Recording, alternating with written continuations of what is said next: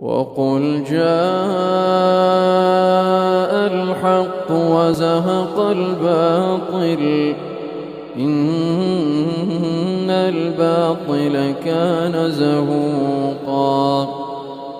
وننزل من القرآن ما هو شفاء ورحمة للمؤمنين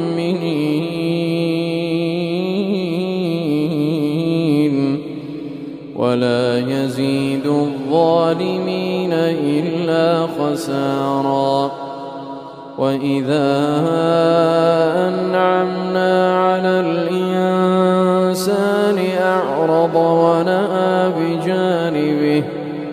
وإذا مسه الشر كان يئوسا قل كل يعمل على شاكلته فربكم أعلم بمن هو أهدى سبيلا.